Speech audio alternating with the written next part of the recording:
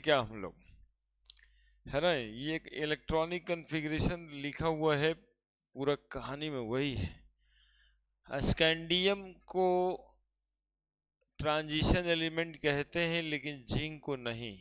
आपको बता ही दिए कि जिंक में सारा ऑर्बिटल भरा हुआ है, ऑक्सीडाइज स्टेट में भी और ग्राउंड स्टेट में भी। फिजिकल प्रॉपर्टीज में ये पुष्पा वाला ग्राफ है ना। अब देखिए हमारी क्रिएटिविटी, ग्राफ कितना उलझा पुलझा है, कितना सारा एलिमेंट, लेकिन हम इसको पुष्पा बना दिए। भले 2 बार 4 बार देखे तो लगा गर्दनियां झुका हुआ एक तरफ, तो बोल दिए पुष्पा है ना। नहीं ऐसे करके ऐसे रख लेता हूँ, तो बस ऐसे ही करके खड़ा कर दिए, ऐसे फिर ऐसे, है ना। एक डिप है मैग्नीज के पास, और इंथैल्पी ऑफ एटमाइजेशन भी सिमिलर ग्राफ एलिमेंट लिखा है वैसे। और फिर एटॉमिक साइज में लेंथेनॉइड एक्टिनॉइड कॉन्ट्रैक्शन बता रहे होंगे पिछले दिन, है ना। ये दोनों के बीच में बहुत कम डिफरेंस है आयनिक रेडियस का, और यही इतना बात इसमें लिख लिया। यदि एक बार एनसीईआरटी को ऐसे से लाइन खींच के रीड कर दिया जाए। अब देखो ये इसमें डेटा रहता है, जिसमें मेटालिक रेडियस बढ़ रहा है किसका कितना होता है, आयनिक रेडियस घट रहा है बढ़ रहा है किसमें कितना होता है, ये बता के आपके वहां पे लाइन लिखवा दिया गया कि enthalpy of atomization first increase. जैसे यहाँ पर एक डेमो ऑफ एटमाइजेशन का, ये थोड़ा कॉन्फिडेंस देता है, इसके लिए ये डेटा रहता है। और देखिए 326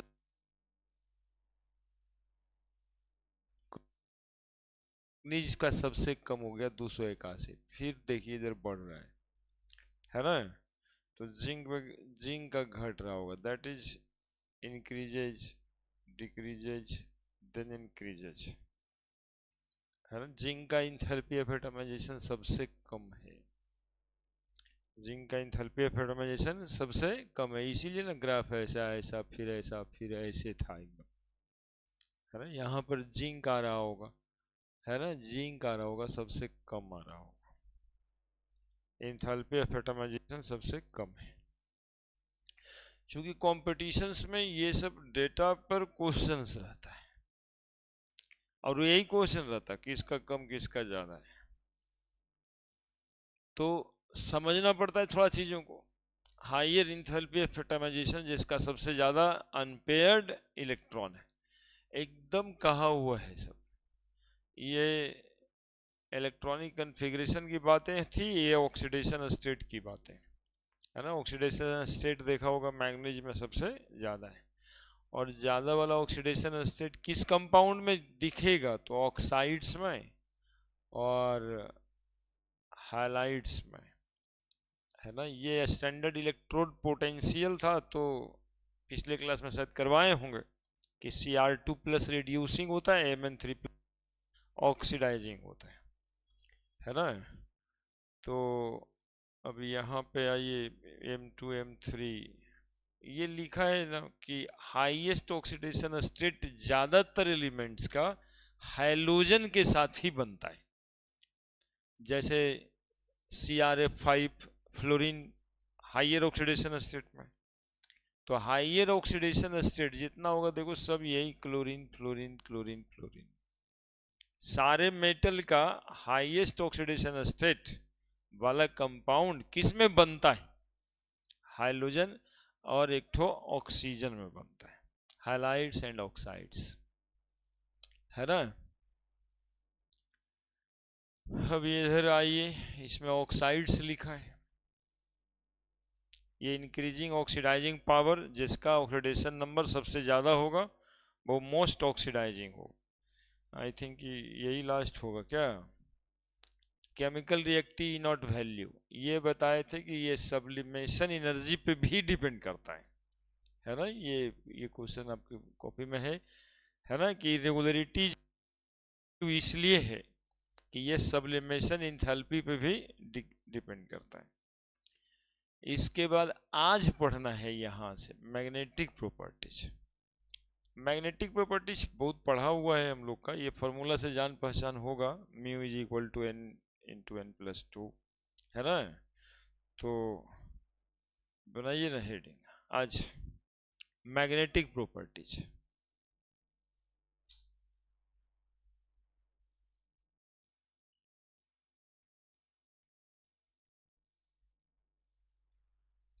आज आप लोग को हम किताबें पढ़ना सिखा देंगे।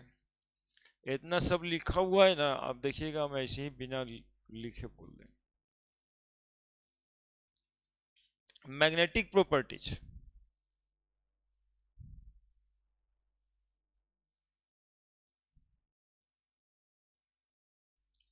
मेरे हाथ में ये वाला पेन कौन सा है मैग्नेटिक प्रॉपर्टीज के हिसाब से, पैरामैग्नेटिक है कि फेरोमैग्नेटिक है कि डायमैग्नेटिक है, भूल जाते हैं। ये पैरामैग्नेटिक है। फेरोमैग्नेटिक जानते हैं कौन है, देखिए ये चिपक जाता है। ये natural magnet, they retain magnetic property in absence of magnetic field, है ना। ये मैग्नेटिक प्रॉपर्टीज को क्या करके रखा है, रिटेन करके रखा है। इसको मैग्नेटिक फील्ड से हटा लेंगे तो इसमें मैग्नेटिक प्रॉपर्टी नहीं है, इसमें कोई दूसरा चीज और नहीं सटेगा।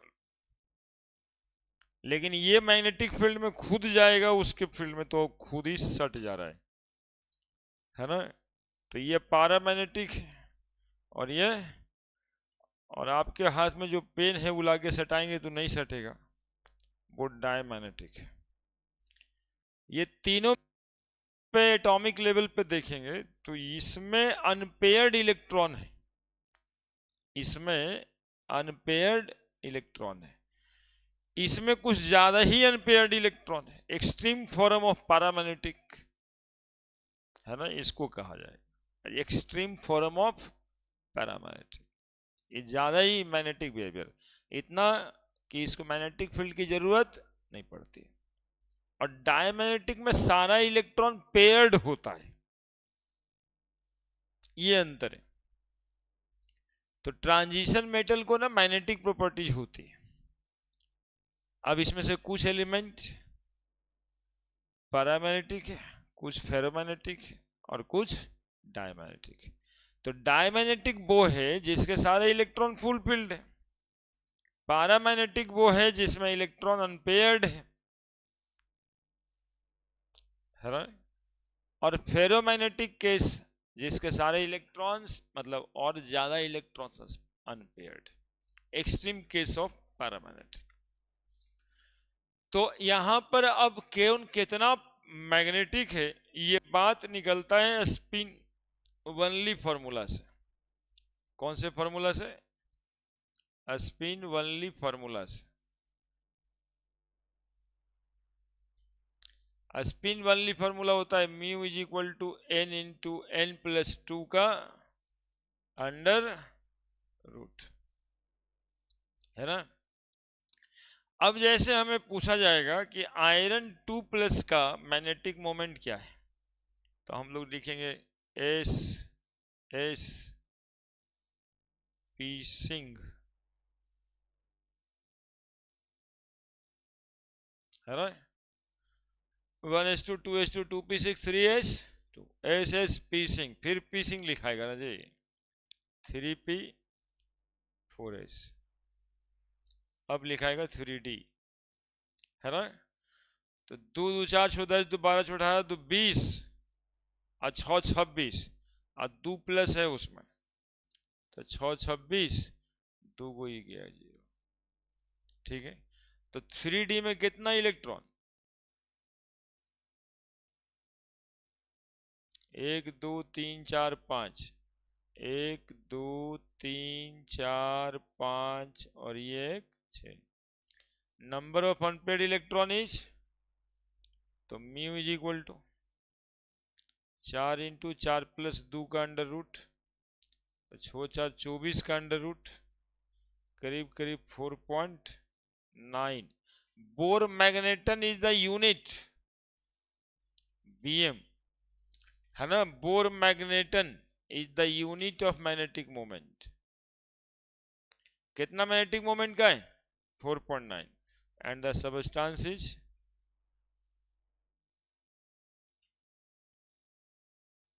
पारा मैग्नेटिक, है ना। तो कैसे, कौन सा सबस्टांस क्या होगा, ये कैसे निकालना है, समझ में आई बात? हाँ लिखिए ना, लिखिए ना। मैग्नेटिक प्रॉपर्टी, नीचे लिखिए। Transition element, transition element shows magnetic behavior,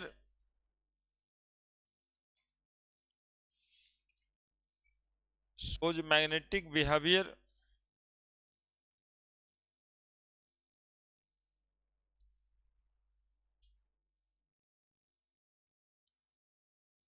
and they are paramagnetic, and they are paramagnetic, diamagnetic,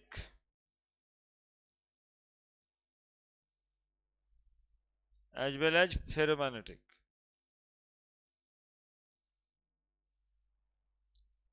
as well as ferromagnetic।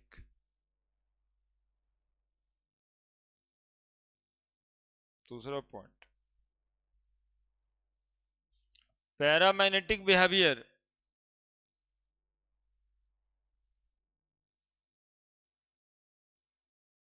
arise due to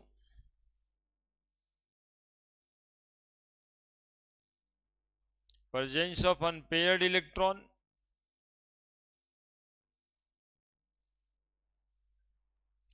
behavior arise due to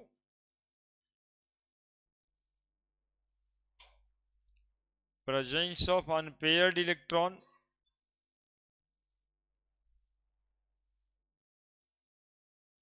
and their magnetic moment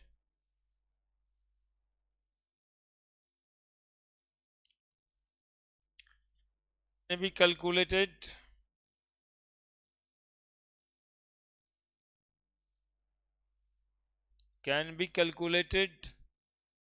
by a spin only formula,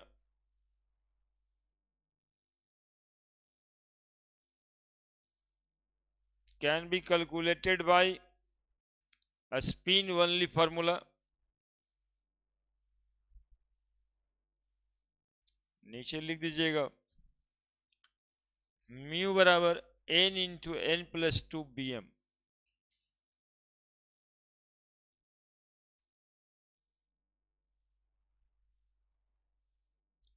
into n plus 2 bm।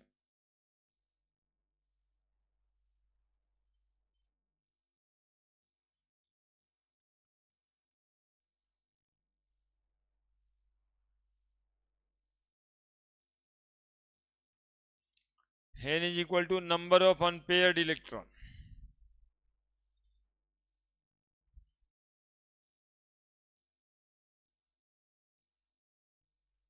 n is equal to number of unpaired electron।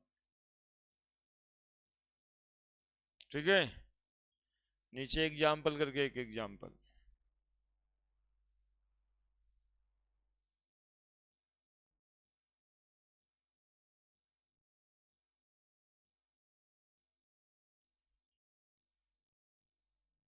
Unit of magnetic moment mu क्या है, भूल गया होगा सब। Mu क्या है? Magnetic moment, magnetic moment दिखाई दे रहा है ये कलर,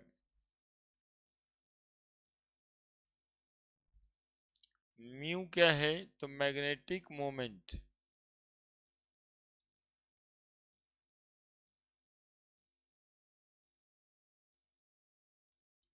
और यूनिट ऑफ मैग्नेटिक मोमेंट क्या होता है?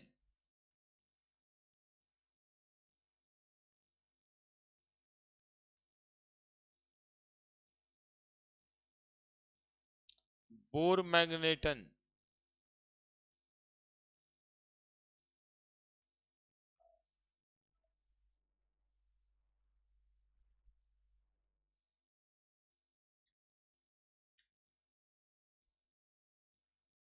बीएम कहते हैं इसको।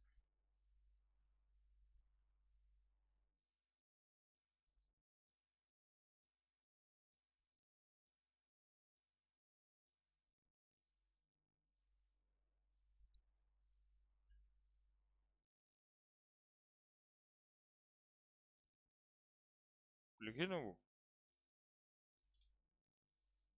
एग्जाम्पल लिख के बताएं।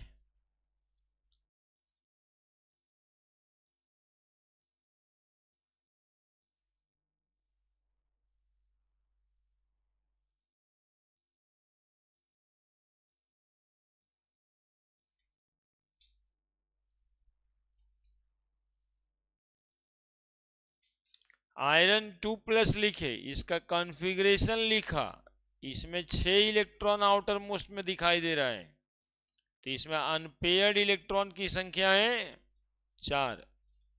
ये n बराबर नंबर ऑफ अनपेयर्ड इलेक्ट्रॉन है, तो 4 अनपेयर्ड इलेक्ट्रॉन है, 4 4 + 2 छोचक 24 का अंडर रूट 4.9 bm लिख दिया, लिख दिया ना।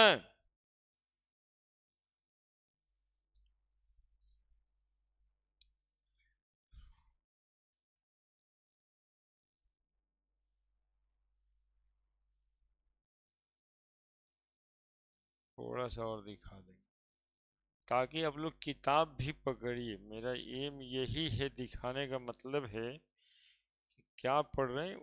जरा देखिए, ये देखिए, ये याद बात इसको नहीं करना होता है, ये खुद ही निकालना होता है। Iron 2+ 3d6 4 unpaired electron 4.90 magnetic moment आया है ना। तो हर एलिमेंट का मैग्नेटिक मोमेंट हम लोग निकाल सकते हैं क्या। कैलकुलेटेड वैल्यू दिया है, वो बोलने का मतलब है कि वो जो फार्मूला है जिससे हम लोग निकालते हैं, वो एक रफ आइडिया मैग्नेटिक मोमेंट का देता है। जैसे ये 4.90 आया है, ऑब्जर्व करता है तो 5.3 से 5.5 के बीच आता है, तो ये ऑब्जर्व मैग्नेटिक मोमेंट है एक्सपेरिमेंटली, लेकिन ये निकालने से आता है ना। वो किताब है तो आपको थोड़ा समझा देगा ही ना भाई कि सच्चाई क्या है, लेकिन हम लोग कैलकुलेट करते हैं तो वही आता है ना। तो रेंज मिला जुला करके आ जाता है, ठीक है। अब इस पे सवाल कैसे देगा, देखिए क्या कहता है, calculate magnetic moment of divalent ion in aqueous solution if its atomic number is 25। लिखिए सवाल जल्दी। 25 एक एटम का एटॉमिक नंबर है।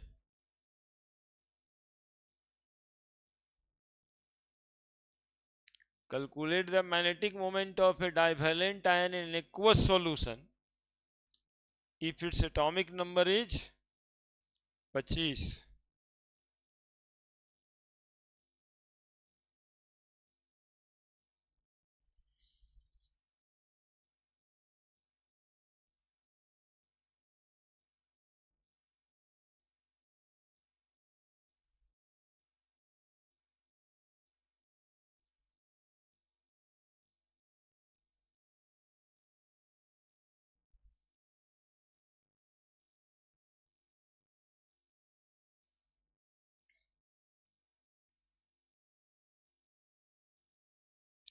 तो जब 25 था ना, जब 25 था तो एग्जैक्टली 25 के लिए, एटॉमिक नंबर 25 के लिए इलेक्ट्रॉनिक कॉन्फ़िगरेशन लिखना चाहिए। तो क्या लिखेंगे, 1s2 2s2 2p6 3s2 3p6 4s2 3d 5 आ जाएगा 25। डाइवैलेंट कह रहा है 2+, तो इलेक्ट्रॉन कहां से विदा करिएगा, 4s से। डी में कितना इलेक्ट्रॉन हुआ, 5, तो नंबर ऑफ अनपेयर्ड इलेक्ट्रॉन पहले निकलेगा 1 2 3 4 5। Number of unpaired electron is equal to 5, then mu is equal to n into n plus 2 का अंडर रूट। 5 इंटू 5 प्लस 2 का अंडर रूट, 5 दूनी 7, 5 35, 6 36, 5.9 यही आपको करना है भाई, जिस भी बोर्ड में आए सवाल समझिए बढ़िया से, ये बन ही जाना है और ये आता भी बहुत है। एक और सवाल में बीएम दिया रहता है, नंबर ऑफ अनपेयर्ड इलेक्ट्रॉन ढूंढता रहता है।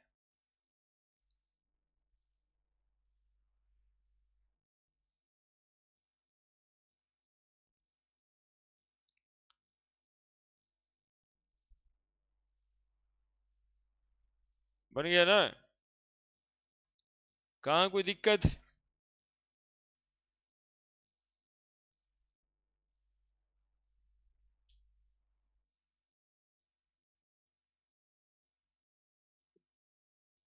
ये करने से कट जाता है। देखिए देखिए ये बात लिखिए, calculate the spin only magnetic moment of M2 plus ion Z बराबर 27।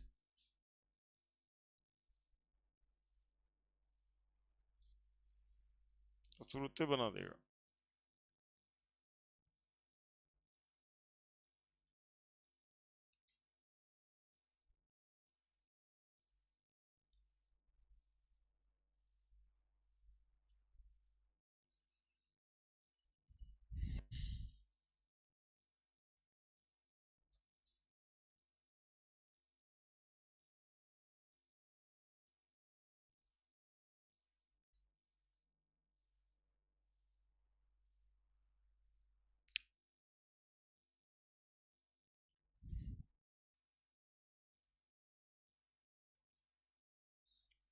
आप लोग को लग रहा होगा कि यहाँ पे आए तो मेहनत तो साकार हो गया सर, तो एक चीज सिखा दी, एटॉमिक नंबर कितना तो मैग्नेटिक मोमेंट कैसे निकाले, ठंडे में उठना और इतना आना कोई नुकसानदेह नहीं रहा आपका।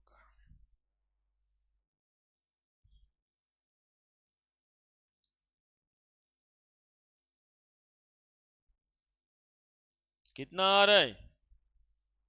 27 है।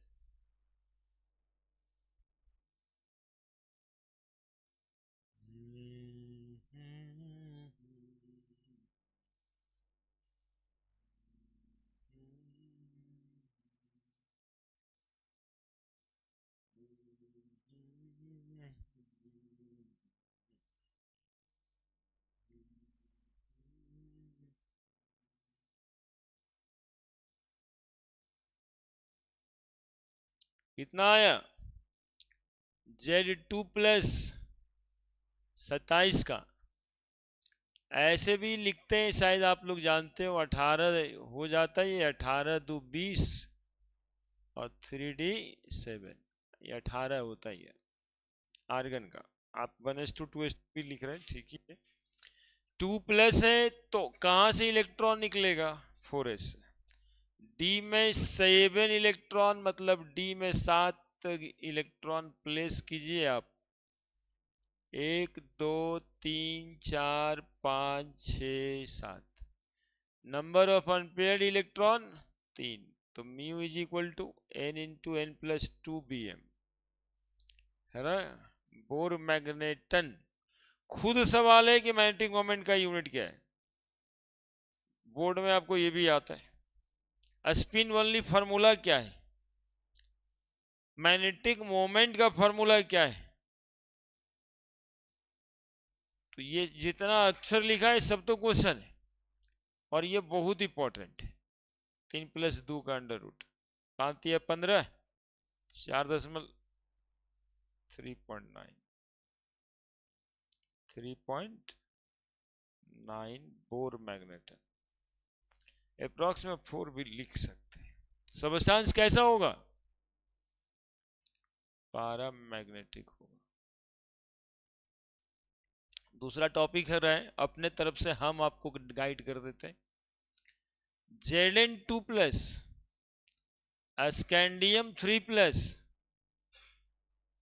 टाइटेनियम 4+, वेनेडियम 5+, ये सबका ऑक्सीडेशन नंबर Cu पे प्लस, ये सबका ऑक्सीडेशन मतलब सब में नंबर ऑफ अनपेयर्ड इलेक्ट्रॉन 0 है। कितना है? नंबर ऑफ अनपेयर्ड इलेक्ट्रॉन 0 है। तो इसका resultant magnetic moment and substances ऐसे करके लिख दीजिएगा। More examples. अब तू Zn2+ या Fe2+ जो सोच रहा है ना, वो तुमको एक हूबहू ऐसे नहीं मिलेगा। पूछेगा FeCl2 पैरामैग्नेटिक है कि डायमैग्नेटिक?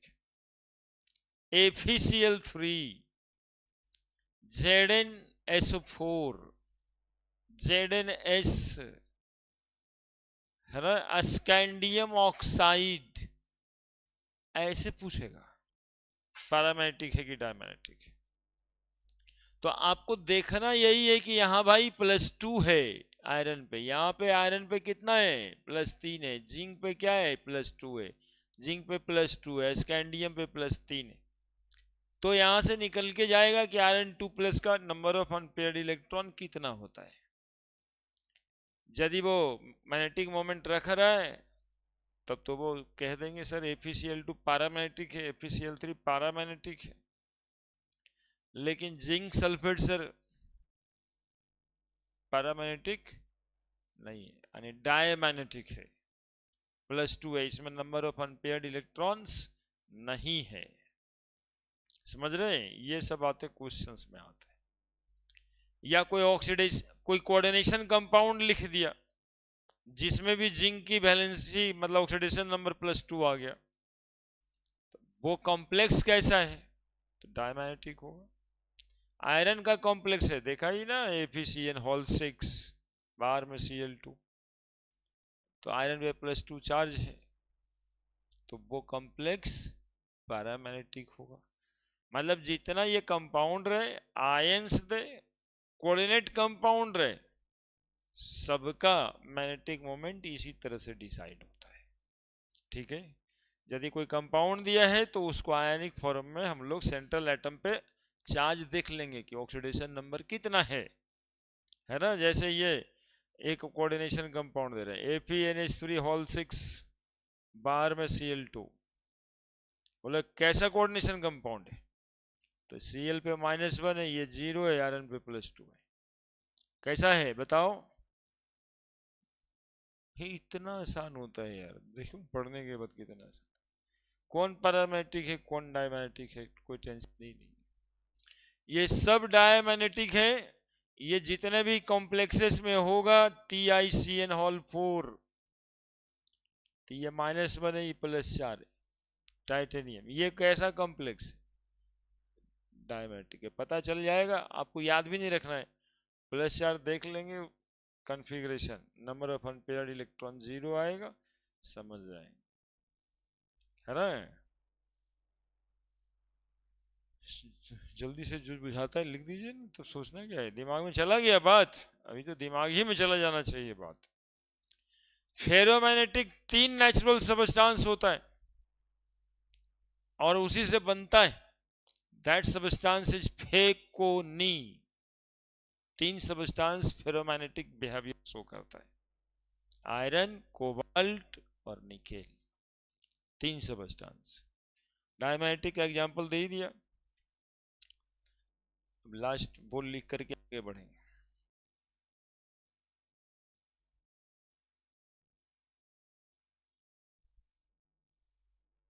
और आप मेरे साथ हैं और साक्षी भी हैं। अब ये सब बात हम एटॉमिक स्ट्रक्चर में बताते रहते हैं बुतरू को, बोलते 3 बार पढ़ाएंगे, एटॉमिक स्ट्रक्चर में बताए थे, फिर पीरियोडिक टेबल में वो क्या बोलते हैं, केमिकल बॉन्डिंग के लास्ट में MOT के समय में भी, और देन आफ्टर जो है अभी भी बता ही रहे, है ना। तो ये कहने का मतलब है अनपेयर्ड इलेक्ट्रॉन पे ही और सब कुछ डिपेंड करता है। नेक्स्ट नीचे लिख दीजिएगा। फेरोमैग्नेटिक सबस्टांस, इतना सब कुछ लिखने के बाद, ferromagnetic substance, ferromagnetic substance retain their magnetic behavior, retain their magnetic behavior in absence of magnetic field also, in absence of magnetic field also, in absence of magnetic field also. दूसरा point, ferromagnetism, ferromagnetism is the extreme case of paramagnetism. Ferromagnetism is the extreme case of paramagnetism. Extreme case of paramagnetism. Examples, 3 element, iron cobalt nickel, फेकोनी, फेकोनी, फेकोनी, 3 को substance याद कर लीजिए आज ही से, iron cobalt nickel, तीनों एक साथ लिखिएगा तो नहीं पढ़ा जाएगा, फेकोनी, है ना। ये 3 ही सबस्टांस, कोई भी मैग्नेट आप देखें बचपन से तो 3 सबस्टांस से बनता ही है, आयरन कोबाल्ट निकेल। कौन है फेरोमैग्नेटिक, देखिए ना, ई वाला आयरन से बना हुआ, ये पैरामैग्नेटिक, और आपके हाथ का पेन डायमैग्नेटिक। तो तीनों तो दिखाई दे ही दिया, फेरोमैग्नेटिक, पैरामैग्नेटिक, आपके पास diamagnetic. Now the formation of coloured ion, ये एक बिहार बोर्ड का लंबा चौड़ा क्वेश्चन होता है कि वाई ट्रांजिशन कलर कंपाउंड, या वाई द फॉर्म, सुनिएगा हमसे, ये सब हम ही बताएंगे, सब कुछ पढ़ेंगे जरूरत ना है। 1 2 3 तो वो vanadium, vanadium, magnesium, iron, cobalt, nickel and copper. Copper blue जैसा लग रहा है ना, अरे कौन कलर है बताओ ना रे, निकेल, कोबाल्ट, आयरन 3+, और Mn2+, पिंक है, और वेनेडियम 3+, डार्क ग्रीन, और V4E, blue blue, green green. देखिए देखने का तरीका देखिए, नहीं है, ब्लू ब्लू, ग्रीन ग्रीन, 4 को तो खत्म हो गया, बाकी 3 को ना बचा है। मतलब याद रखना रहेगा तब, ये सब कलर है कंपाउंड। हाँ, यही वो लाल पीला हरा है जिसके पीछे दुनिया परेशान है, इसके इसी के पीछे पड़ना है। हाँ हाँ, बात तो सही है। और ये कितना अच्छा लाल पीला हरा मिलता है ना, डिफरेंट वेवलेंथ होता उसमें, जितना अच्छा वेवलेंथ कलर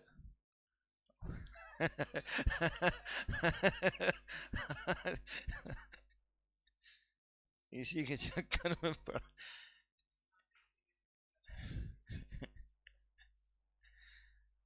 देखिए, एक्चुअली में आप ये देखेंगे, इससे कुछ तो निकाल ही लेंगे हम।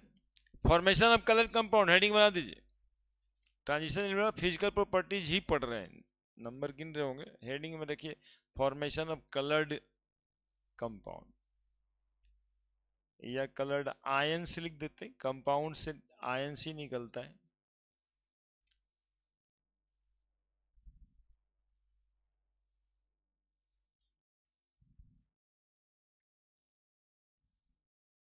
ठीक है, लिख दिए, हेडिंग बनाए। देखिए हम ऑब्जर्व करते हैं, किताब पढ़ना सिखाते हैं। ये देखिए 3D 0 है, स्कैंडियम 3+, अभी चर्चा हो रहा था, डायमैग्नेटिक था ये। साथ साथ में क्या है, टाइटेनियम 4 दिखाई दे रहा होगा, D0। साथ में क्या है, एक बात तो समझ आई गया कि जिसमें अनपेयर्ड इलेक्ट्रॉन्स नहीं होते, सारे पेयर्ड इलेक्ट्रॉन होते हैं, वो कलरलेस होता है। खोज लिए, है ना। सारा इलेक्ट्रॉन जिसमें पेयर्ड होता है, मतलब पेयर्ड होता है, अनपेयर्ड इलेक्ट्रॉन नहीं होता, वो तो सर्टेनली क्या होता है। जनरली क्वेश्चंस में यही पूछता है, कलर वाला क्वेश्चन जितना है, कि which of the following is colourless या which of the following is coloured, तो वहां पे देखना पड़ता है कि किसमें अनपेयर्ड इलेक्ट्रॉन है। जिसमें अनपेयर्ड इलेक्ट्रॉन होगा वो कलर्ड होगा, और जिसमें अनपेयर्ड इलेक्ट्रॉन नहीं होगा वो कलरलेस होगा। 90% क्वेश्चन बन जाता है।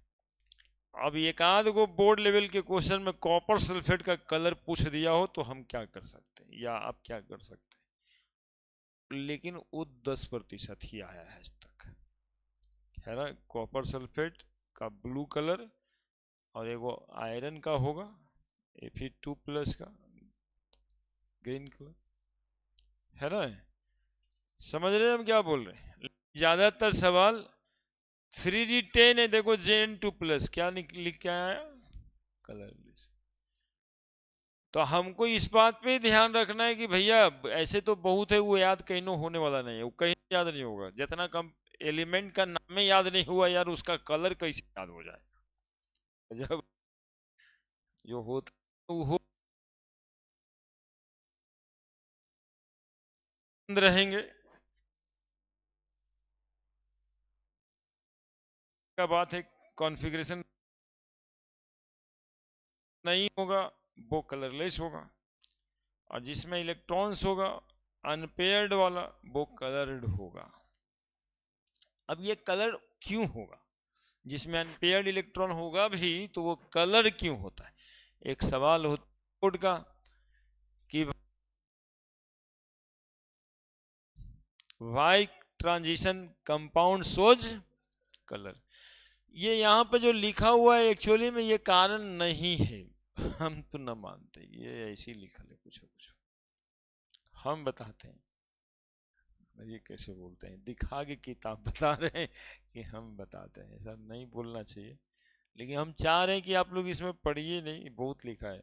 और ये तो इतना ही लिखा है कि जो गेस्ट पेपर चलता है तो दो पेज लिख दिया है। 5 नंबर का कंपाउंड क्वेश्चन पूछा हुआ बिहार बोर्ड में, अब ब्रिलियंट का क्वेश्चन पेपर का सॉल्यूशन देखिए, 1.5 पेज लिखा, कहाँ लिखा, किताब का 1.5 पेज बहुत होता है यार, कैसे लिखेगा बच्चा। हाँ वो वही चाहता है।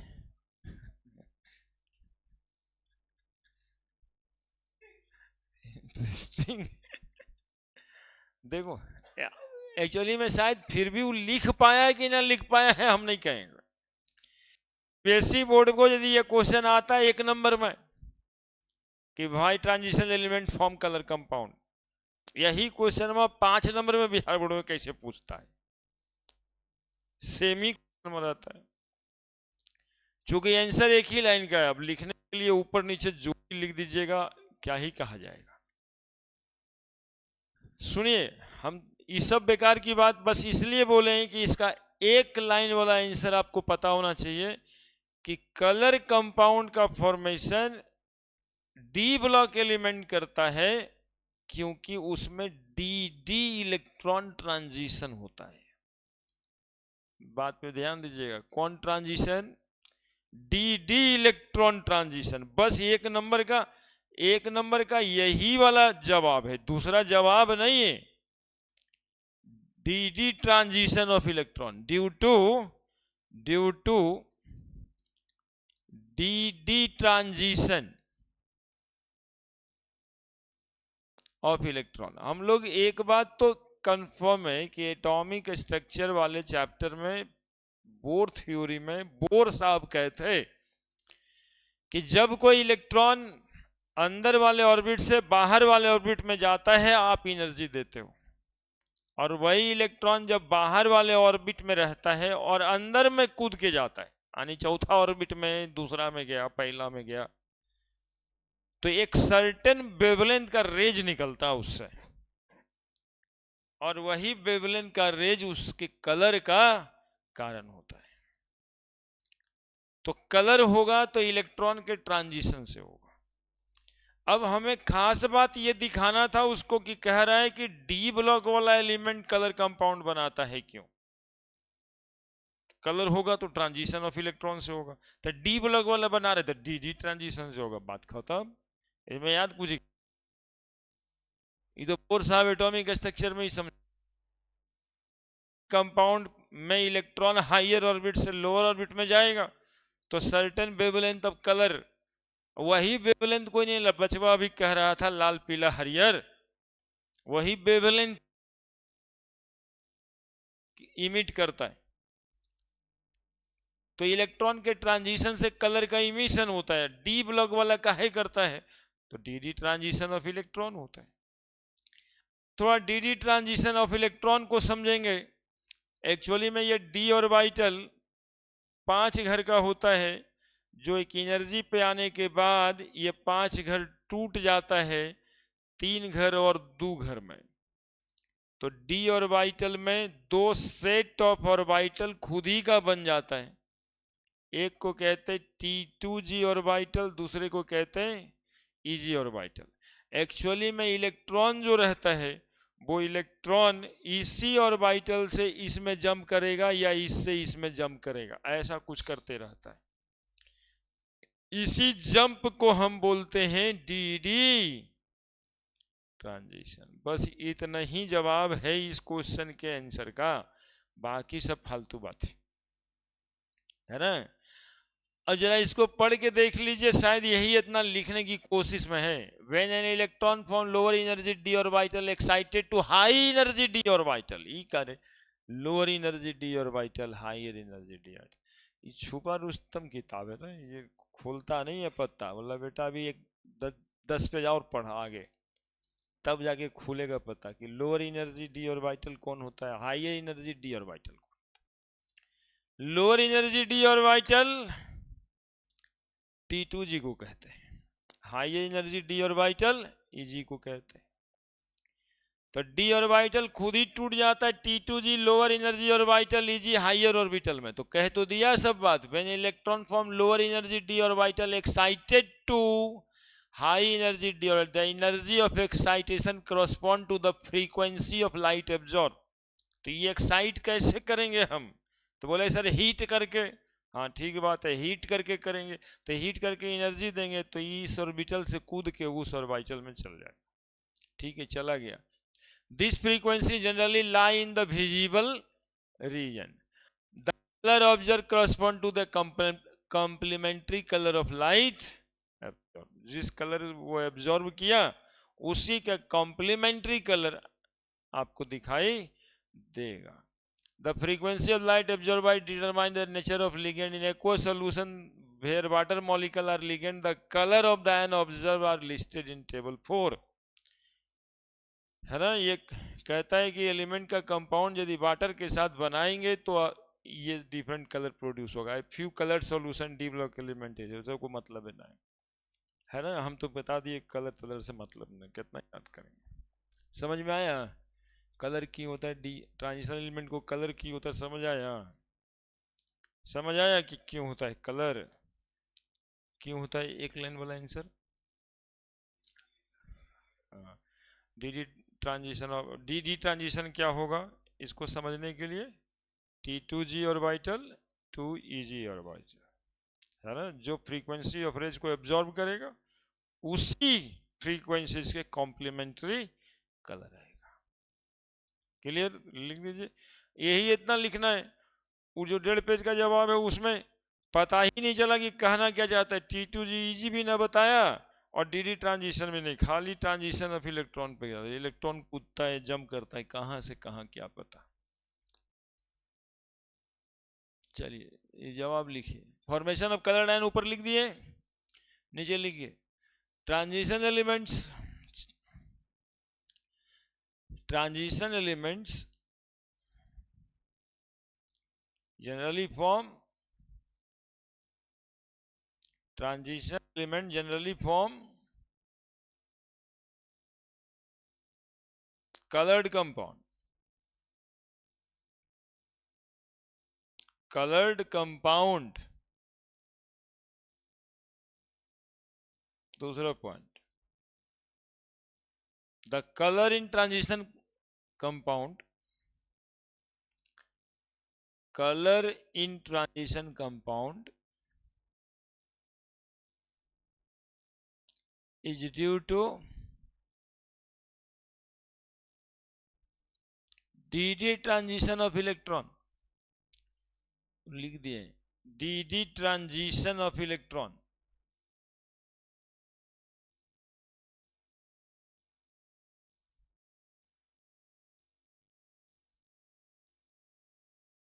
dd transition of electron।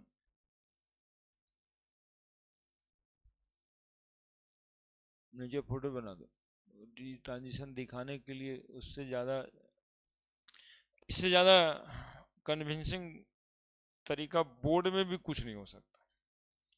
Low energy D orbital,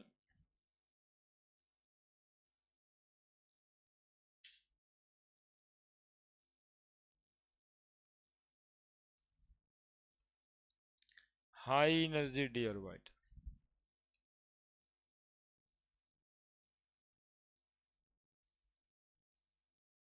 है ना, कोई नहीं चाहता है जी कि आप कहानी लिख दीजिएगा, आप कन्विंस कर दीजिए सर को 5 नंबर 4 नंबर के लिए, कहानी लिख दीजिएगा, पूरा गाना वाना लिख दीजिएगा, 3 नंबर तो मिल ही जाएगा। अच्छो बात लिखिए, खराबो बात लिखिए, क्योंकि दुनिया में टेंशन लेना कोई नहीं चाह रहा है, और जैसे चल रहा है सब ठीक है। काहे ले काटे, कुछ तो लिखिए दिया है, और कोई बढ़िया भी लिख दिया तो वो 3 नंबर, उसका खमियाजा वो भुगतता है। बाद में समझाया जाता है बेटा दुनिया बराबर है, भगवान सबके लिए एक के हैं, वो खराब नहीं, वो खराब नहीं। होना ये चाहिए था जो पढ़ा था उसको पूरा नंबर आता, और जो नहीं पढ़ा था उसको 0 नंबर आता, सीधा सा बात है। तब उसको लगता कि पढ़ना बहुत जरूरी है, लेकिन ऐसा होता नहीं। टिक लगता है ऐसा तो बोर्ड में टिक लगता है ऐसा। अभी ठीक है कि गलत है यही पता नहीं, ये अपने कंफ्यूजन में, लेने में कंफ्यूजन में है ना। अरे टिक का निशान ऐसे चाहे ऐसे, और ऐसे में तो पूरा दुनिया समाया हुआ क्या है ये? हाँ, उस लाइन से ही सबका उद्धार हो जाना है। सिस्टम वैसा है, आप बदल नहीं सकते, सबके साथ सबका विकास। सिस्टम वैसा ही है। वो आईएएस वाला ठीक है, जब सब आईएएस सचिव बन जाता है ना उसके बाद उसका निर्धारण करता है, लेकिन वो अपने ऊपर वाला ठीक से बनता है कोई। अब पब्लिक परसेप्शन में ऐसा जाए, कंपटीशन में चाहे ऊपर नीचे रहता है। लिख दिया बाबू, और लिखना है क्या? तो और लिखने के लिए एक लाइन और क्या लिखेंगे कि electron lower energy D orbital से जंप करेगा हाई एनर्जी डी ऑर्बिटल में, तो जो फ्रीक्वेंसी का रेज अब्जॉर्ब करेगा उसी के कॉम्प्लीमेंट्री कलर होगा, है ना। तीसरा पॉइंट लिख दीजिए, when an electron when an electron jump from a transit from low energy d orbital low energy d orbital bracket में T2g लिख दो, low energy D orbital bracket में T2g लिख दो,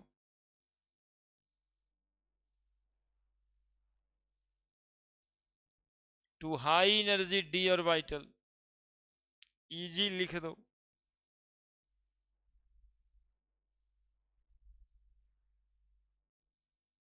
comma the energy of excitation,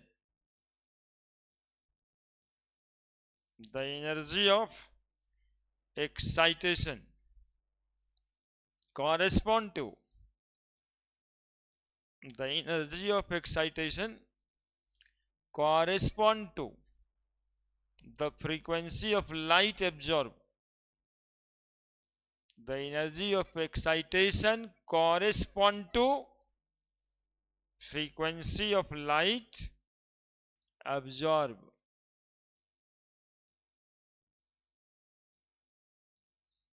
Color,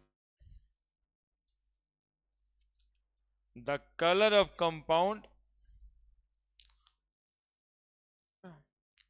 complementary of it,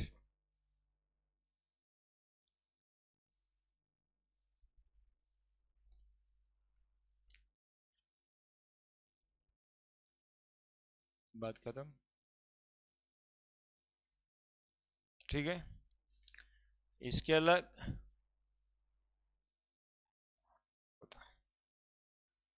colour of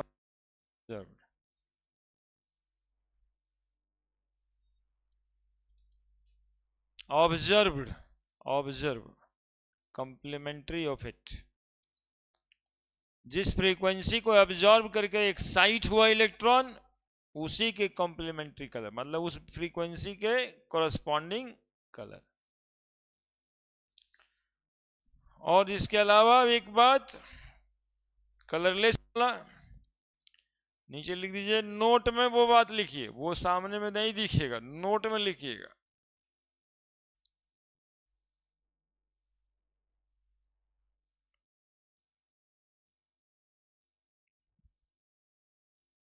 the compound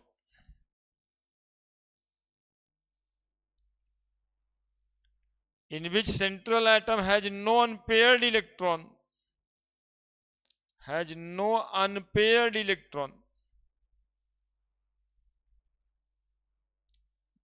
generally colorless, has no unpaired electrons are generally colorless. Example, ZnCl2, example ZnCl2, ZnSO4, TiCl4, titanium tetrachloride, TiCl4, VCl5, vanadium pentachloride, VCl5, ये सब colourless compound है ना, क्योंकि इसमें unpaired electrons नहीं है। समझ रहे हैं कैसे निकाले हैं? आयरन पे 2+ है, टाइटेनियम पे 4+ है, वेनेडियम पे 5+। इनऑर्गेनिक का ट्रिकी पढ़ाई मेडिकल कराने के लिए सफिशिएंट है, आईआईटी कराने के लिए सफिशिएंट है। अब क्या है नेक्स्ट, यही ट्रिक वो पता नहीं चलता है सब, क्योंकि एनसीईआरटी में इनऑर्गेनिक वो रट्टे पड़ेगा। एक दो को फिजिक्स मैथ वाला मास्टर कहता है अगर केमिस्ट्री तो हो जाएगा, जैसे लगता है कि घरे का है। हाँ, सब समय बर्बाद कर देने के बाद 2 साल मैथ बनाएगा, 5 को 6 को सवाल बनाए, उसी होगा उससे कायल बनाए। Formation of complex compound, next formation of complex compound, formation of complex compound. देख ही रहा है कॉम्प्लेक्स कंपाउंड का जलवा तुम लोग कोऑर्डिनेशन कंपाउंड में, यानी कि ट्रांजिशन मेटल ही तो कॉम्प्लेक्स कंपाउंड बनाता है। नहीं, ट्रांजिशन मेटल ही तो सेंट्रल एटम होता है कॉम्प्लेक्स कंपाउंड का। तो कोजी लिख के आया है, metal bind a number of an ion neutral molecule giving complex characteristic property this one that one. Detail in transition metal form a large number of complex compound, this is due to, बस बात तो इतनी ही कुछ होगा, due to comparatively smaller size of the metal ion, high ionic charges and availability of d orbital for bond formation. यानी तीन कारणों से, यानी तीन कारणों से ट्रांजिशन मेटल कॉम्प्लेक्स कंपाउंड बनाता है। इसमें सवाल कि why transition metal form coordination compound, why transition metal form complex compound. पहला कारण देखो यहां लिखा, कहां है, smaller size of the metal ion, दूसरा कारण हाई आयनिक चार्जेस, तीसरा कारण अवेलेबिलिटी ऑफ, उसी में ना लिगेंड अपना इलेक्ट्रॉन रखेगा लोन पेयर, ठीक है। तो लिख दीजिए नीचे, लिख उसी में लिख, transition metal, transition metal form. अच्छा मेरा विजेंदर है ना, इनऑर्गेनिक केमिस्ट्री फीस वाला में पढ़ाता है, ऑनलाइन टीचर है, यही किताब लिखा करके पढ़ा, एमटेक किया हुआ, लेकिन उसको सबसे अच्छा इनऑर्गेनिक केमिस्ट्री ही लगा, कुछ करता नहीं, ऐसे ही यही यही जो हमसे सीखा था, आज 1.5 लाख रुपए नौकरी, 2 लाख का महीना का काम कर रहा है। हाँ खाली इनऑर्गेनिक केमिस्ट्री पढ़ाता और कुछ नहीं, काम बस इतना ही करना है, ऐसे ही बताता है, 1 दिन में पूरा, 2 दिन में पूरा, 4 दिन में पूरा। हालांकि जब कंपनी का ऑर्डर आ जाता है बोला सर शुरू हो जाते हैं, मैराथन 17 घंटा तक पढ़ा देते हैं। हाँ बीकेटी आर्मी लिखता है, वो जरी वो है, जरी जरी वो छप, हाँ छपरा गए। तो अब बताइए कि हमें इतना ना गुण सब पहले से डेवलप्ड है, मतलब इतना ही गुण से, जबकि हम अपने बहुत कम इस्तेमाल, लेकिन जाते जाते बच्चा सबको एक बार दिखाते हैं, क्योंकि सब तो ऐसे लिखे, इसको ऐसे समझ जाना, ये जो लिखा वो है कायल करते रहे, कुछ तो है। अब इसी को थोड़ा अच्छा कोई कर, खुद थोड़ा खराबे कर लेता है, लेकिन कर तो देता है। फॉर्मेशन ऑफ कॉम्प्लेक्स कंपाउंड में, हाँ क्यों बनाता है कॉम्प्लेक्स, ट्रांजिशन मेटल फॉर्म खोजेगा उसको, इसीलिए ना कम बोलते हैं।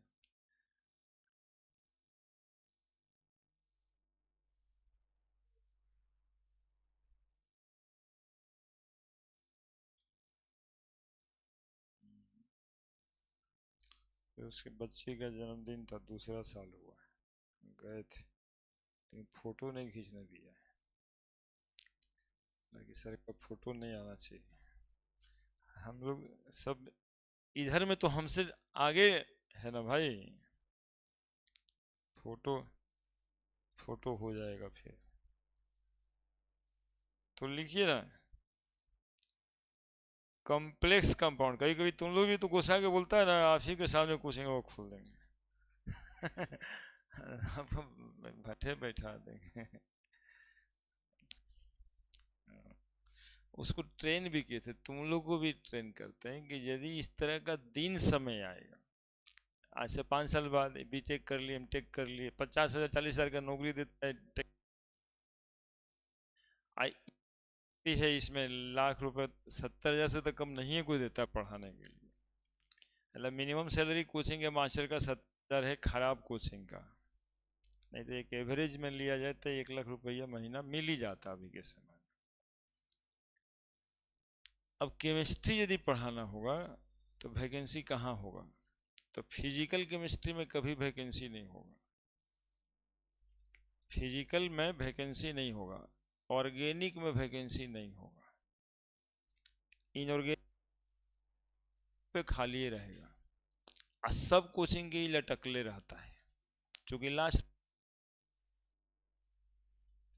सिलेबस तो होता नहीं है कहीं, तो कोचिंग वाले भी लोग क्या करते हैं कि वो लेके चलते हैं फिजिकल वाले सर को, ऑर्गेनिक वाले, इनऑर्गेनिक वाले का चिंतन, तो खोजता है, यदि आपको 4 महीना 5 महीना बाद ऑफ सीजन में घूम रहे हैं आपके, हमको मास्टर बना दीजिए, हमारा वाला लीना करीब से स्टार्ट करिए। अभी देखिए ये ब्लॉग में बताएंगे सीता यूरोप गई, ठीक है, वहाँ देखिए शुरुआत में जमने का मौका भी मिल जाएगा, और ये स्कर्स भी है, थोड़ा कमी है, लोग याद करवाते रहता है ज़्यादा, तो काम बन जाता है। तो उसको बीटेक एमटेक करके डिग्री का कोई फायदा है? वह फायदा यही क्लसबा का फायदा है। लिखिए क्या लिखना था, transition metal form complex compound, transition metal form complex compound, due to, पहला कारण ड्यू टू, यही पूछेगा, 3 को कारण पूछता है, काहे बनाता है। पहला कारण a smaller size of metal ion, a smaller size of, पहला कारण a smaller size of metal ion, a smaller size of metal ion, दूसरा कारण high ionic charges, high ionic charges, high ionic charges, और तीसरा सबसे ज्यादा important कारण availability of d orbital, है ना, या वैकेंट डी ऑर्बिटल भी लिख रहा है, कोई दिक्कत नहीं।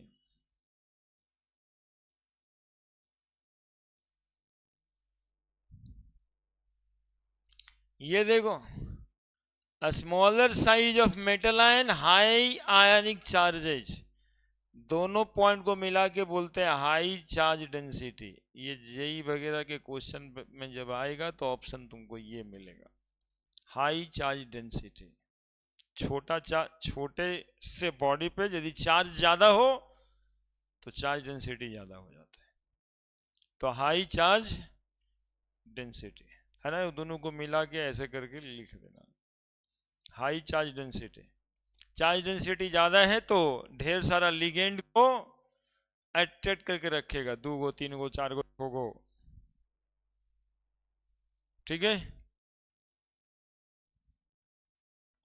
Catalytic property, next catalytic property, next properties catalytic property, कहता है डी ब्लॉक का एलिमेंट ही, डी ब्लॉक का एलिमेंट ही क्या बनाएगा,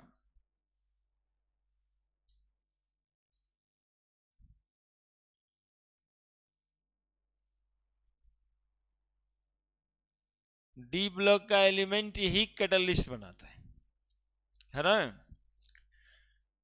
So the transition metal and their compound known as their catalytic activity. The activity describe ability to adopt multiple oxidation state to form complex. कुछ हो लिखते रहे उससे मतलब न है हम लोगों को, वो सही लिखा होगा, हम लोगों को क्या करना है सोच समझिए। कैटलिस्ट ज्यादातर डी ब्लॉक एलिमेंट का होता है, जैसे आयरन देखा होगा कैटलिस्ट, प्लैटिनम देखा होगा नहीं कैटलिस्ट पढ़ते समय, हाइड्रोजनेशन के लिए कैटलिस्ट था ना जी, निकेल, क्राफ्ट अल्काइलेशन रिएक्शन का कैटलिस्ट था ना FeCl3,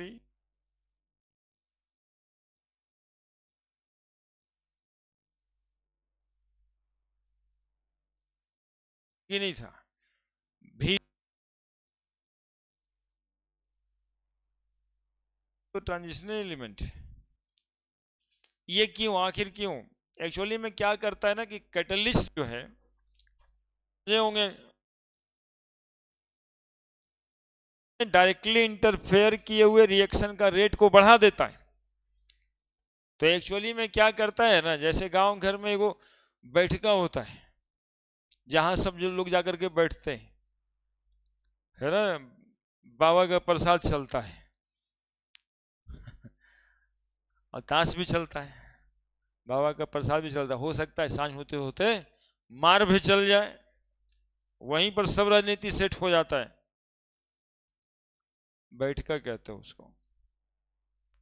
एक्चुअली में कैटलिस्ट भी यही करता है, वो रिएक्टेंट को अपने खाली डी ऑर्बिटल में बैठने का जगह देता है कि आओ हमारे पास वैकेंट डी ऑर्बिटल है, इसमें अपना इलेक्ट्रॉन रख करके बैठो।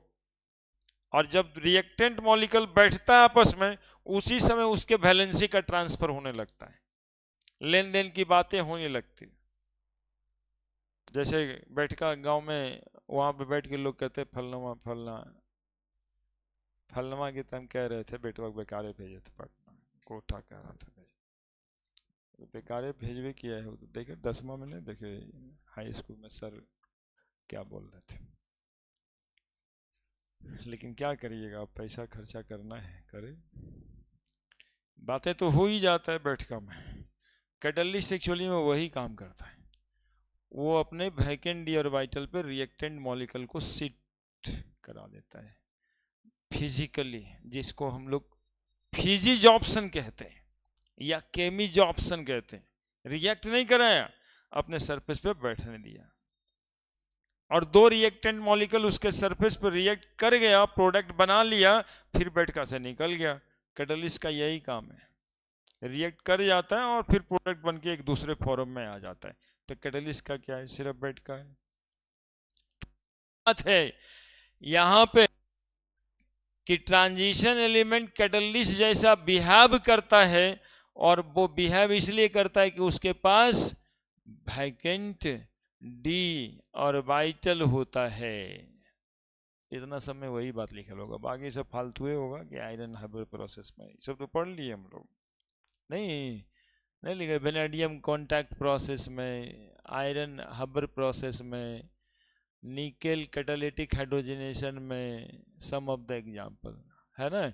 सो catalyst at a solid surface involve the formation of bond between reactant molecule and atom to the surface of catalyst. बात इतना ही था, यही बतवा हम बोल रहे थे, समझने वाली बात है। This at the effect of increasing the concentration of reactant at catalyst surface, वही बैठका की बात कर रहे हैं, ठीक है। Beginning the bond in the reactant molecule, lowering thus without transition metal ion can change their, बाकी सब ठीक ठाक है। क्या कह रहा था कि कैटलिस्ट के जैसा काम इसलिए करता है कि इसके पास में वैकेंट डी ऑर्बिटल होता है, तो कैटलिस्ट अपने सरफेस पे रिएक्टेंट मॉलिक्यूल को एडजॉर्ब कर ले।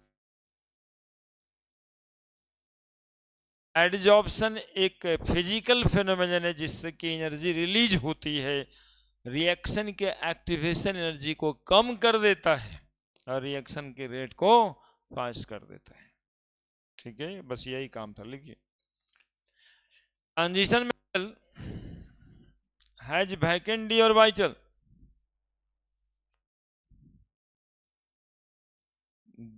vacant d orbital, comma, they provide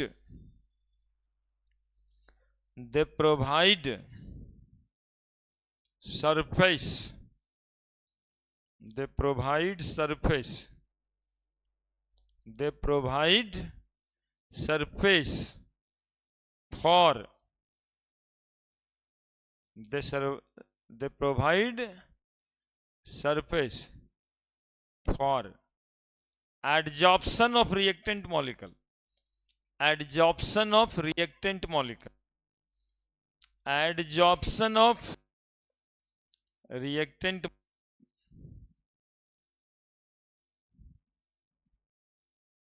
adsorption of reactant molecule,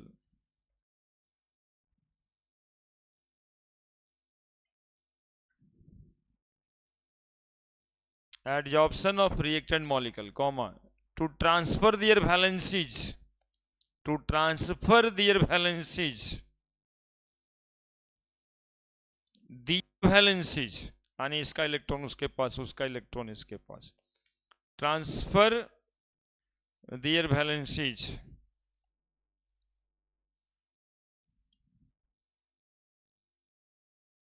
During adsorption,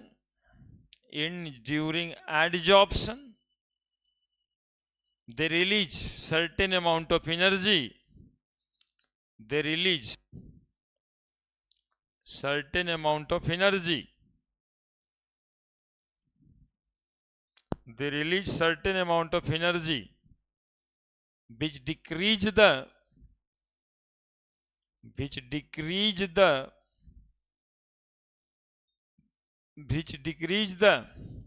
activation energy of reaction.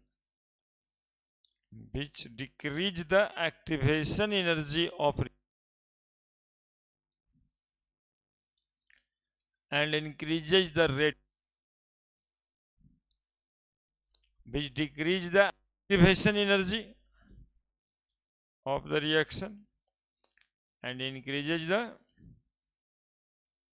rate of reaction.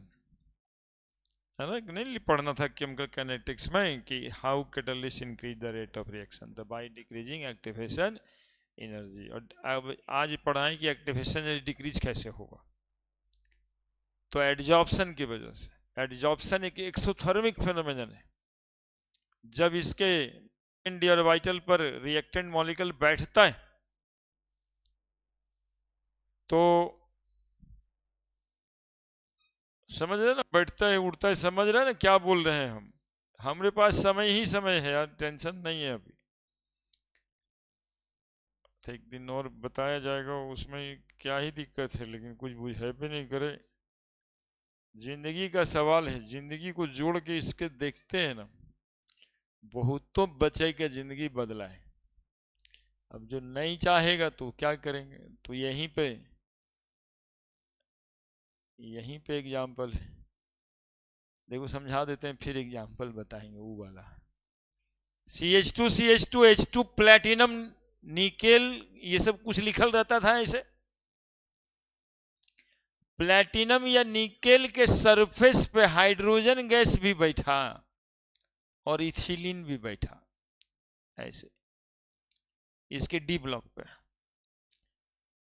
Platinum या निकेल के सरफेस पे। ऐसा नहीं कि एक हाइड्रोजन प्लेटिनम पे वो निकेल पे, ऐसा नहीं, कोई एक ही पे। जैसे ही ये मॉलिक्यूल इस पे बैठा, एक्चुअली में सरफेस एनर्जी के रूप में कुछ एनर्जी रिलीज होता है जिसको एब्जॉर्प्शन का एक्सोथर्मिक प्रोसेस कहते हैं कि एडजॉर्प्शन इज एक्सोथर्मिक प्रोसेस। अब CH2 इसके पास कमजोर रिलेशन है, हाइड्रोजन के बीच बॉन्ड है, तो ये कमजोर रिलेशन टूटेगा, चूंकि बगलवा में हाइड्रोजन, बैठकवा में अगल बगल में बैठिए कि ना सब बतियाता है। क्या दिक्कत है यार, दिक्कत बताया जा रहा है, दिक्कत बताया जा रहा है। तो वो CH2 अब कहा कि हाइड्रोजन में तो है ये नहीं, बैठ ले नहीं, साथ लेके चल, जुड़ गया दोनों, CH3 प्रोडक्ट का फॉर्मेशन हो गया, है ना। जितना एनर्जी चाहिए था बाहर से, उसमें से कुछ कम एनर्जी लगा, चूंकि निकेल था ना इस पर बैठा, तो एनर्जी कुछ रिलीज हुआ, है ना। जैसे घर में कोई है, कहेगा सब कमे भारी लगता है, घर में कहते क्या है, अरे तुम तो दिन भर घरे में घुसल रहता है, थोड़ा घर गांव घर में बैठका उठका जा करके बैठा उठा करो, थोड़ा कम आसान लगेगा।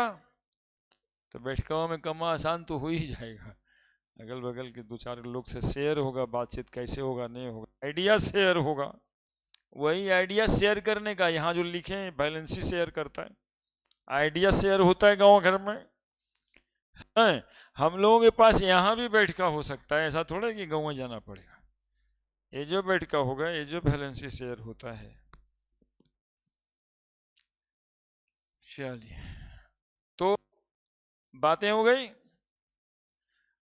ट्रांजिशन मेटल में ग्रुप नंबर 4 जो टाइटेनियम ने है, तिजोरी हाफ रैप कर दिया से लेकर करके group number 9 copper silver gold, यहां तक एलिमेंट ज्यादातर इस्तेमाल होता है एज ए कैटलिस्ट, है ना। ग्रुप 4 टू ग्रुप 9 है ना, ग्रुप 4 टू ग्रुप 9 कैटलिस्ट के रूप में ज्यादा यूज होता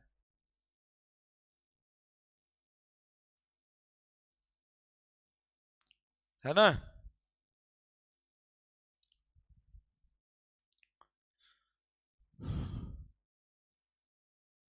अब एकाध कोई सरकारी किताब न है तो हैबर प्रोसेस कहाँ लिखा है, देखो यहाँ पे लिख देते हैं, इसमें हैबर प्रोसेस आयरन इस्तेमाल होता है हैबर प्रोसेस में, निकेल इस्तेमाल होता है कैटालिटिक हाइड्रोजनेशन में, ये सब आता है बोर्ड में, ये सब आता है बोर्ड में। क्यों आता है ये सब, तो इसलिए आता है कि बोर्ड वाला का कहना है कि आप किताब पढ़ते हो कि नहीं पढ़ते, इसलिए आता है। आयरन किस में, हवर प्रोसेस में, निकेल किस में, कैटालिटिक हाइड्रोजनेशन में, और उसके ऊपर वेनेडियम होगा, वेनेडियम पेंटाऑक्साइड कांटेक्ट प्रोसेस में।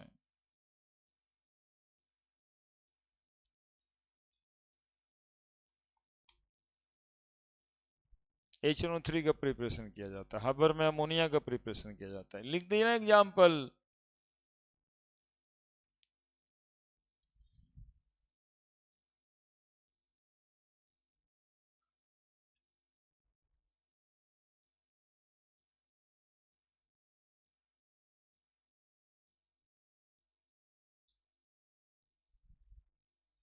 हाँ तो आगे बढ़े। एक तो इंटरस्टिशियल कंपाउंड है ये,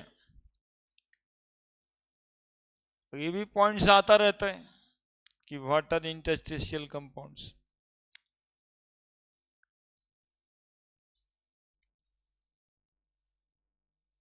बढ़े,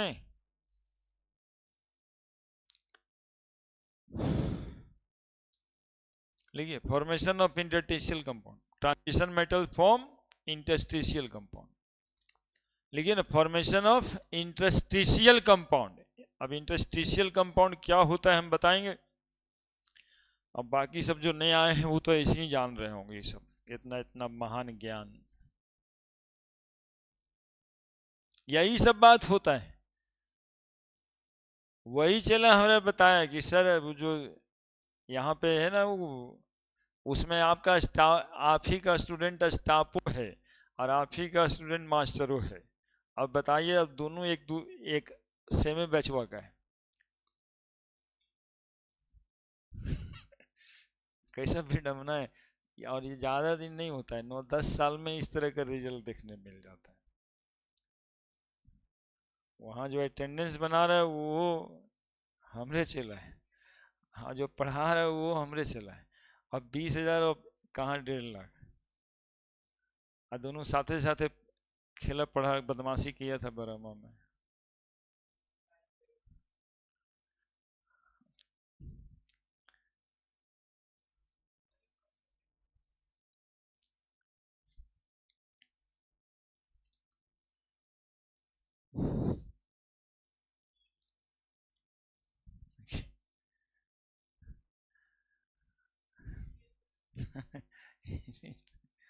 लग रहा- हाँ वही वही वही वही वही वही, हाँ वही वही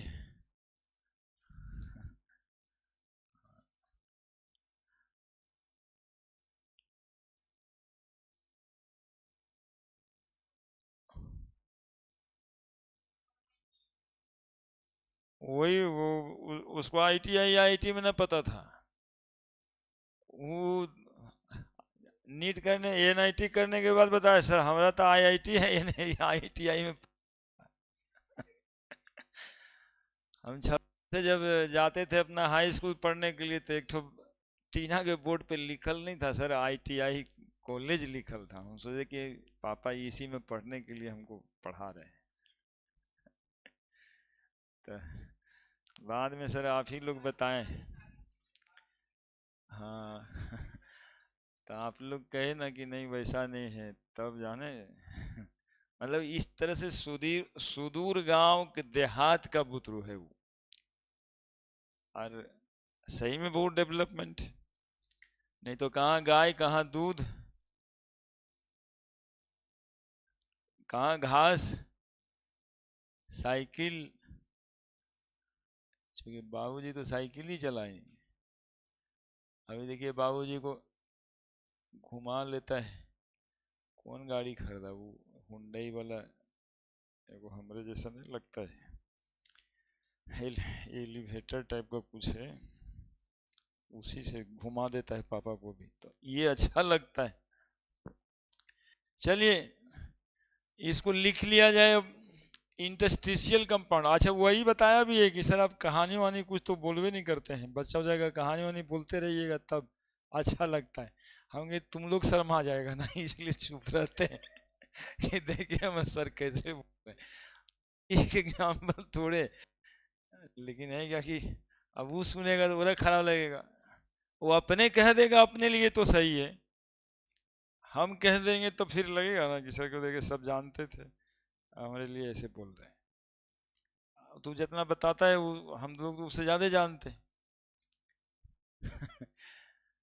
तो नहीं मन करता है अब ये इस तरह से पढ़ाए ना, इस तरह से पढ़ाना हम लोग को शर्मनाक लगता है। सच्चाई यही है कि ये सब हमको याद थोड़े नहीं जो हम दिखाने जाएं, तो हम लिखते हैं अपने से जी सब बात।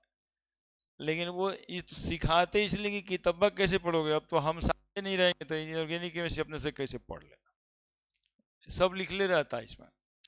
और कुछ समझ के समझाने वाला, देखो इंटरस्टिशियल कंपाउंड ना, जो कोई कंपाउंड बने सॉलिड रहता है सब, सॉलिड रहता है सब। वॉइड्स मतलब होता है सॉलिड में पोर्स होता है, सॉलिड में पोर्स होता है। एक चैप्टर था सॉलिड स्टेट का पढ़ना, उसमें एफसीसी, बीसीसी और सिंपल क्यूबिक क्रिस्टल था। तो फेस सेंटर्ड क्यूबिक क्रिस्टल में 73% भाग भरा रहता है और 26% भाग खाली रहता है, वॉइड्स रहता है। ठीक है, छेद रहता है कंपाउंड के अंदर भीतरिया, मतलब समझो कि बासनियन बीझा रहता है अंदर से, तो उसको वॉइड्स कहते हैं। तो कुछ छोटा छोटा उस void में जाके फंस जाता है, तो वैसे कंपाउंड को टीसीएल कंपाउंड कहते हैं। जब जैसे कि आयरन सॉलिड है, अब आयरन जब बनाए तो उसमें जो खाली स्पेस होगा, जो void जैसा एलिमेंट रह जाएगा, 6% में। अच्छा ज्योमेट्री से कोई मतलब, कंपाउंड को इंटरस्टिशियल कंपाउंड कहते हैं। 2004 ये सब नहीं लिखना है, चलिए लिखिए, हम लिखा रहे हैं, लिखिए इंटरस्टिशियल कर लिखिए। Transition metal form interstitial compound,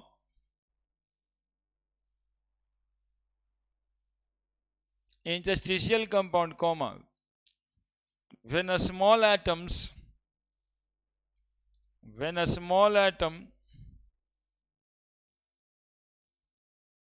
like carbon nitrogen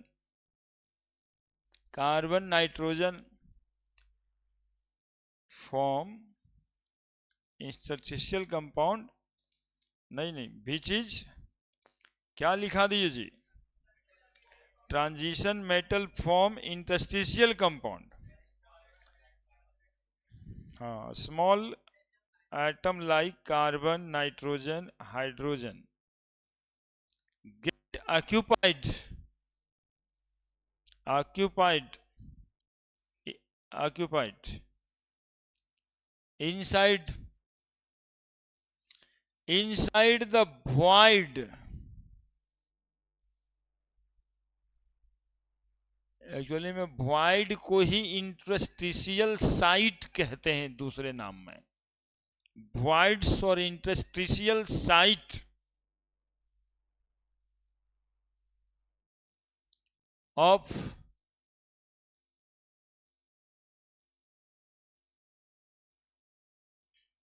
transition element.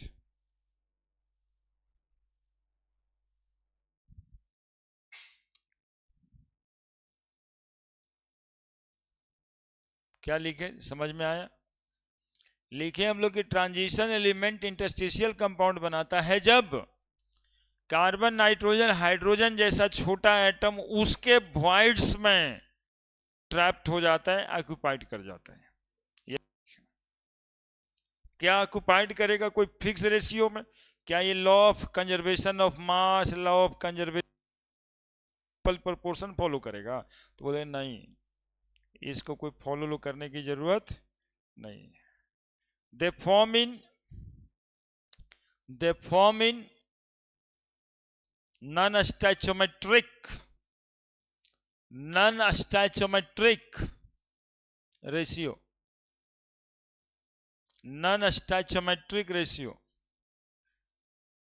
Non stoichiometric ratio. जैसे VH 0.56 एक एग्जाम्पल दिखाई दे रहा होगा, ये सब एग्जाम्पल घेरे हैं।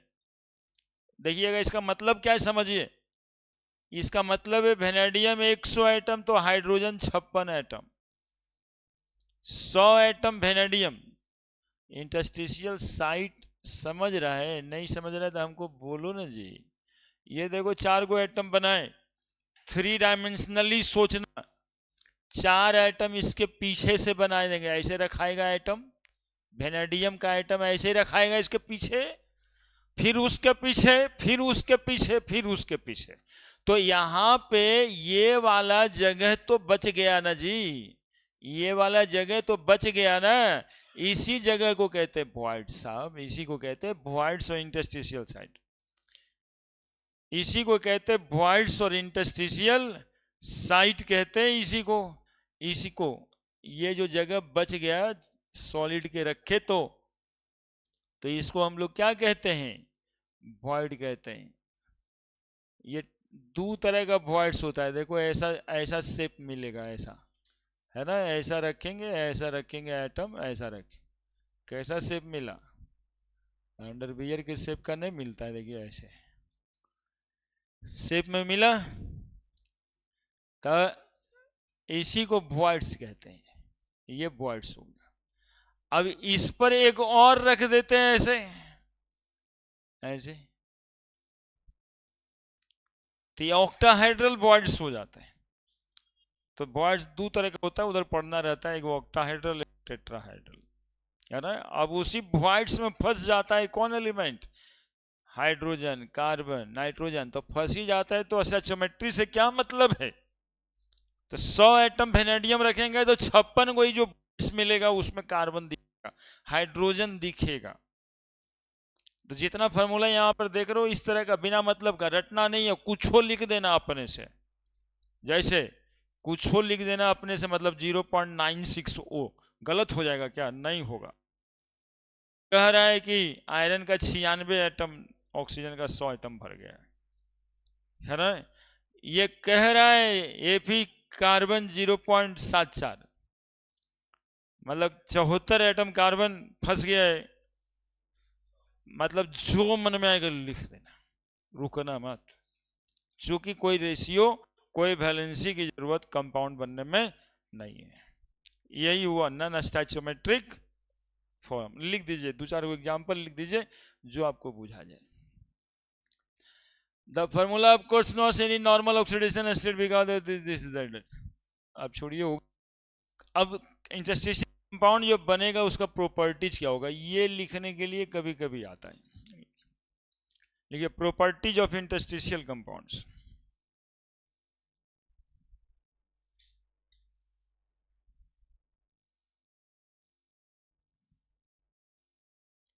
Properties of interstitial compounds.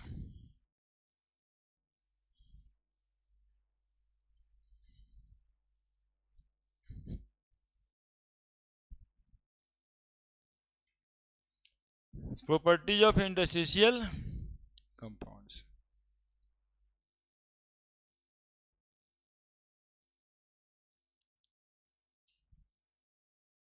पहला, इंटरस्टिशियल कंपाउंड का मेल्टिंग पॉइंट हाई होता है। लिखिए मतलब कि ये जो VH 0.56 और वेनेडियम में कंपेरिजन करें तो ये जब छोटा एलिमेंट इसमें फंस गया तो उसका मेल्टिंग पॉइंट क्या हो जाएगा? High. Higher than pure metal कहने का मतलब लिखिए पहला interstitial compound IC, interstitial compound बार बार लिखना पड़ेगा, आईसी लिखिए, इंटरस्टिशियल कंपाउंड यानी IC compound has high melting point pure metal, high melting point than pure metal, high melting point than pure metal.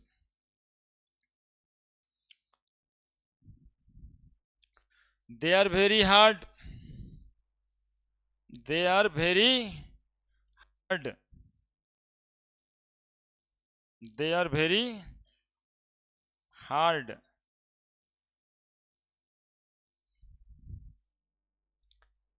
Hard मतलब समझ ही रहे हैं, डायमंड जितना हार्ड डायमंड से ज्यादा hard.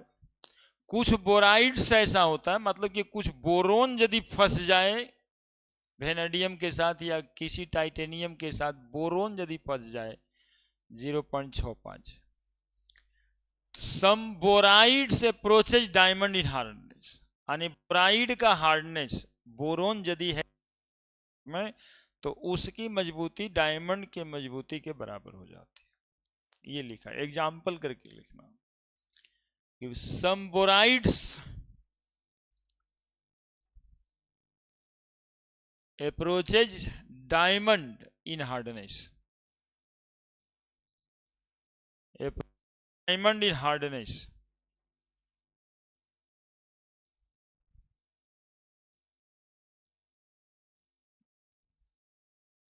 Next, they retain metallic conductivity, इस point को वैसे ही लिख देना है, दे रिटेन मेटालिक कंडक्टिविटी, यानी पहले भी मेटल कंडक्टर होगा और बाद में यानी इंटरस्टिशियल कंपाउंड बनने के बाद भी मेटल कंडक्टर ही होगा.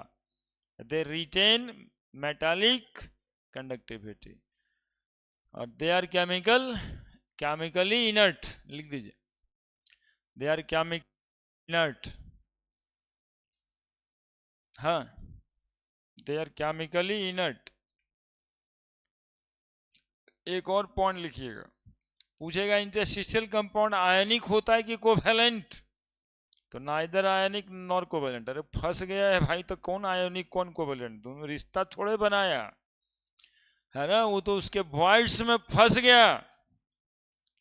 तो लिख दीजिएगा नेक्स्ट, दे आर यानी interstitial compound, they are neither ionic nor covalent, ना आयनिक होता है ना कोवैलेंट होता है. बस यही एगो है एलॉय फॉर्मेशन.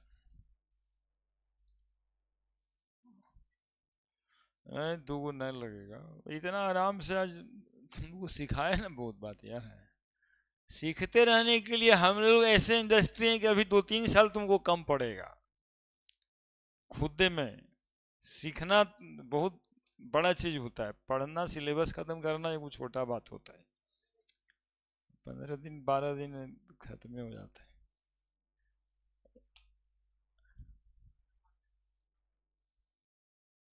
हो ही रहा है. देखिए क्या कहते हैं, एलवाई लिखा है, हम बताएंगे ना एलवाई, एलवाई फॉर्मेशन. एलवाई किसको कहते हैं, होमोजेनियस मिक्सचर को कहते हैं. एलवाई किसको कहते हैं, होमोजेनियस मिक्सचर को कहते हैं. लिखिए alloy formation, alloy formation.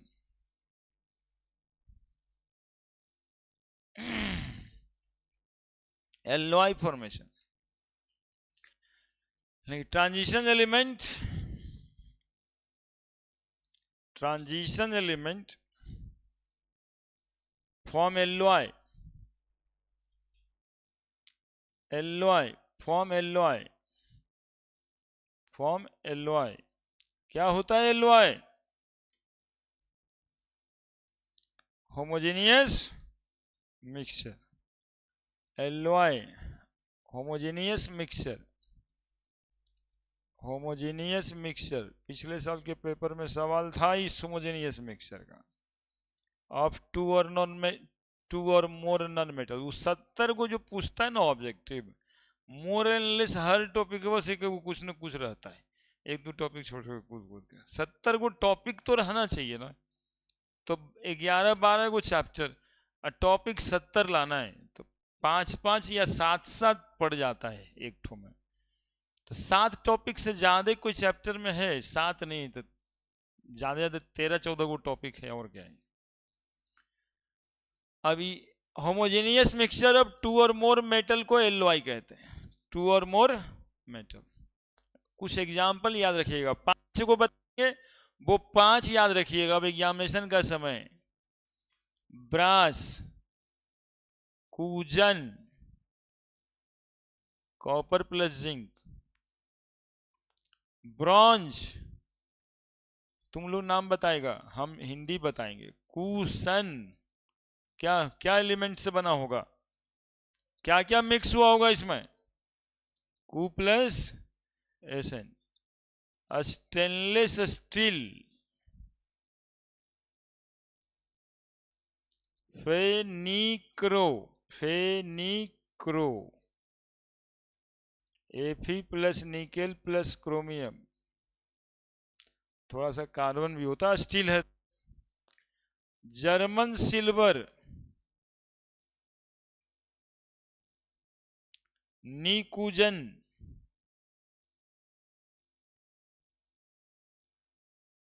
Nickel plus copper plus zinc, निकूजन।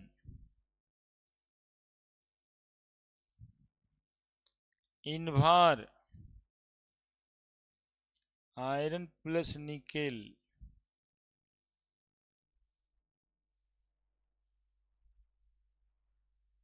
यही वाला शायद आया है पिछले साल।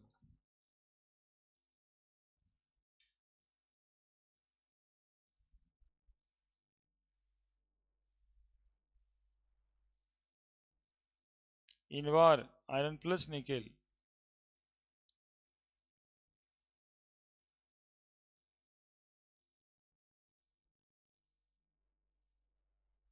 है ना, इसको पिघला दिया जाता है और मिला दिया जाता है। जो ज्यादा होता है वो सॉल्वेंट कहलाता है, जो कम होता है वो सॉल्यूट। निकूजन, निकूजन, कंपोजिशन लिख दिए जी।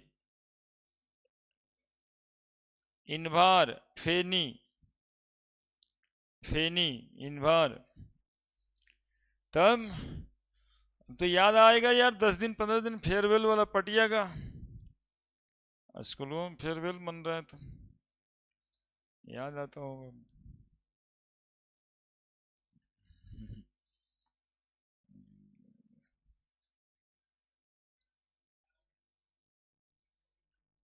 उसका स्कूल, उसके स्कूल में 10 साल पहले हम भी पढ़ाते थे, 12 साल पहले।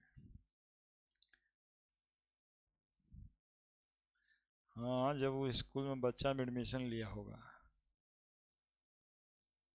तो उस समय 1.5 से 2 साल पढ़ा है।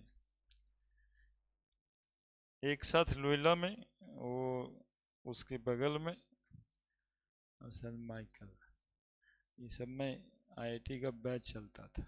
हाँ, रहने देते, खाली देख लेते ना, खाली देख लेते। ये सब इतना ज्यादा कुछ है नहीं, थोड़ा थोड़ा ही है। KMnO4 है, K2Cr2O7 है ना, तो रिएक्शन है, दिमाग में रखना ही पड़ता है। और फिर इसको कब पढ़ेंगे फिर?